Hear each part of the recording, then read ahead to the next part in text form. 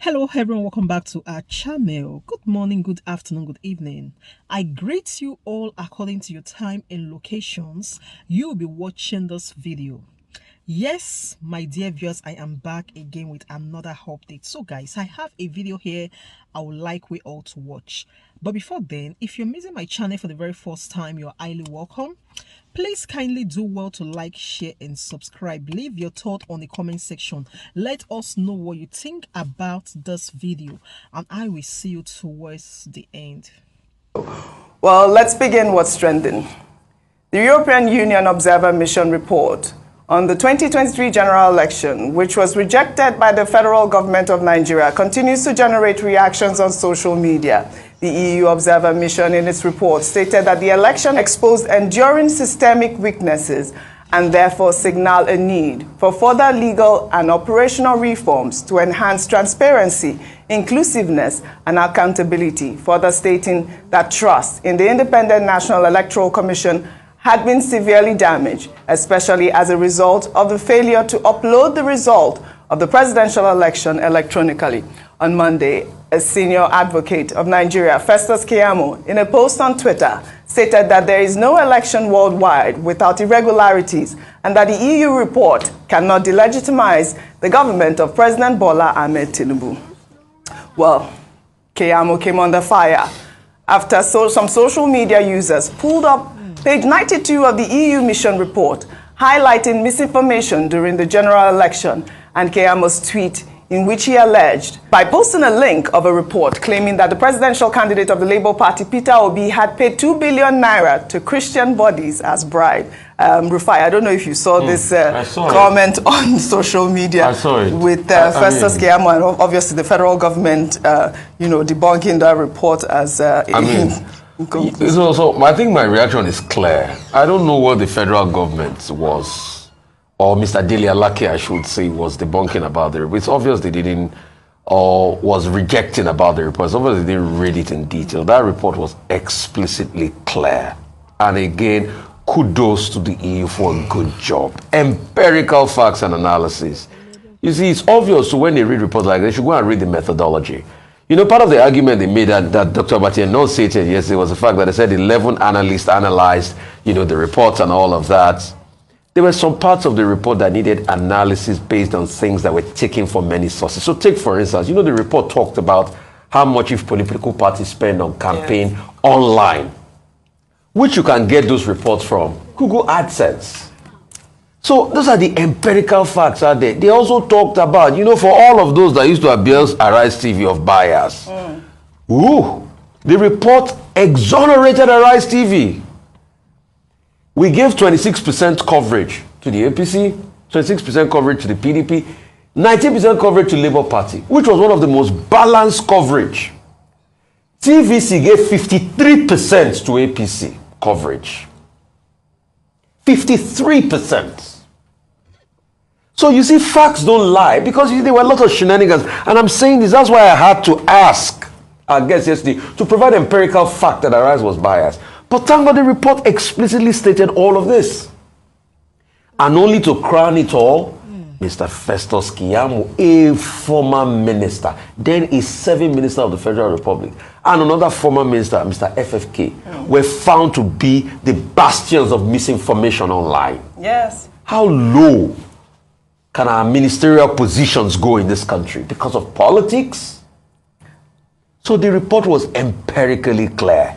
And all the submissions it made were things based on interpretation that were out there. Talked about the violence that was reported. Talked about coverage. Talked about participation of women in politics. Talked about the dwindling numbers. Talked about the methodology at which he did it. Empirical analysis. But why is it that people that can't even take the pain to write their own reports are the ones that are quick to condemn reports? And there were recommendations there that if we want to go forward, follow what was simply written in the Ways reports. Yes, we have the recommendations. Well, all right. Guard citizens even more and do the same. Help ensure that polling areas are clean. Was there no violence? Talked about, we saw the violence that happened in Lagos and other parts of the country. did not exonerate anybody, gave blame to everybody necessary. The report was even so detailed to the extent that the hashtags members of various political parties used, things like hashtag Tinubu, they talked about it, hashtag Obidiot, they talked about it, and how all political parties spread hate messaging. So it was not skewed to any political party. Yeah, absolutely. It was all political, both APC, Labour, and PDP, we all spread hate messaging. Yes, it was and he cautioned them. Yes. And how WhatsApp, and we should be careful about WhatsApp. WhatsApp can be a dangerous tool if care is not taken. How WhatsApp was used to spread a great deal of misinformation. The report stated everything clearly, not slanted towards anybody. Yeah. And they said they reject, people reject well, Festus Keyamo was trending on social media yesterday. Let me take a tweet from JP, I believe. He wrote, breaking, Festus Keyamo and Fanny Kayode made it to page 92 of the EU report for spreading fake news on social media. EU took a screenshot of Mr. Keyamo's fake news tweet. This is a huge embarrassment to the legal profession.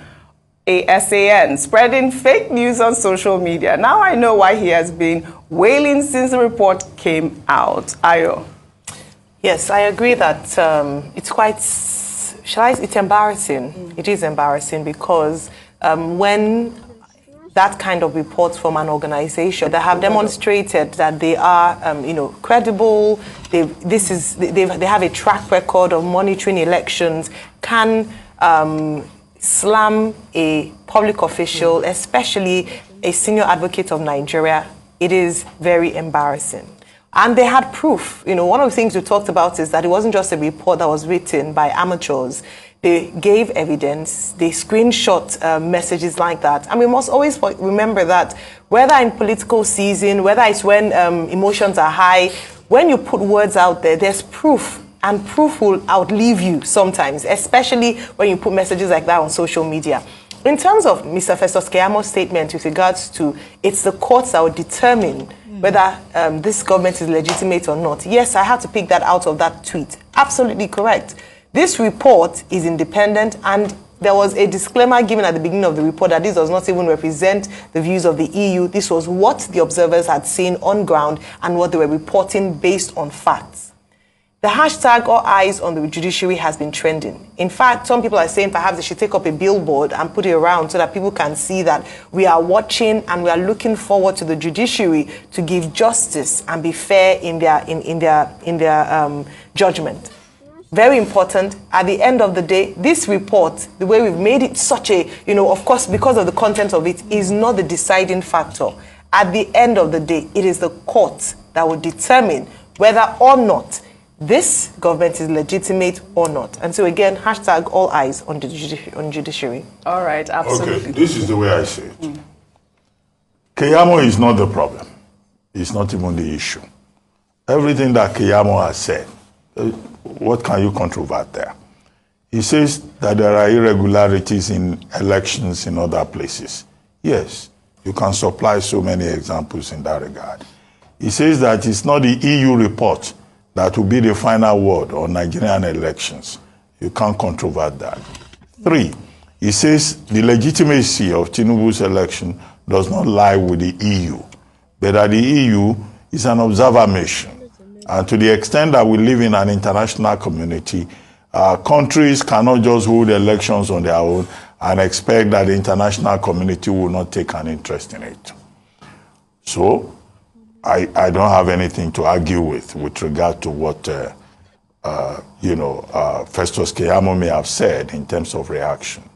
The big point is that the European Union Observer Mission, like other observer missions, have submitted their reports.